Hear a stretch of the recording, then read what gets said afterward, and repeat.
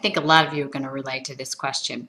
One of our viewers wants to know about oils. Which are the healthiest oils to use and whether or not shortening and butter are still viable options.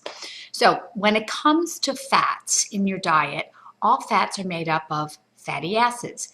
And it's the fatty acid composition that determines how they function in the kitchen as well as how they affect your health.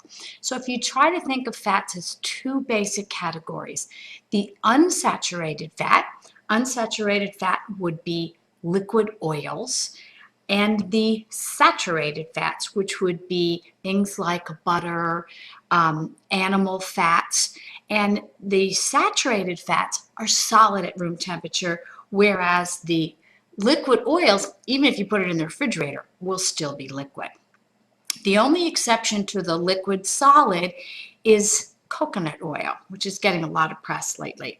And coconut oil, because it's tropical, is liquid at room temperature, yet it's classified as a saturated fat. In fact, it is the most saturated of all the fats. So when you're choosing fats, a good kitchen is going to have multiple fats. I have butter in my kitchen as well as a variety of different oils. So probably the most popular oils are olive oil, and olive oil is great because it's rich in antioxidants. It's a mainstay in the Mediterranean diet, which we know is really healthy, and you can use it to make salad dressings, drizzle on foods, or saute. The other source that I always use is canola, and canola has no flavor, whereas olive oil really, especially the extra virgin olive oil, has wonderful flavor. Canola oil doesn't really add much flavor, which is good when you're cooking, and it has a higher smoke point. So if you want to fry things, you want to use it to a higher temperature, I go to canola, or if I don't want any additional flavor.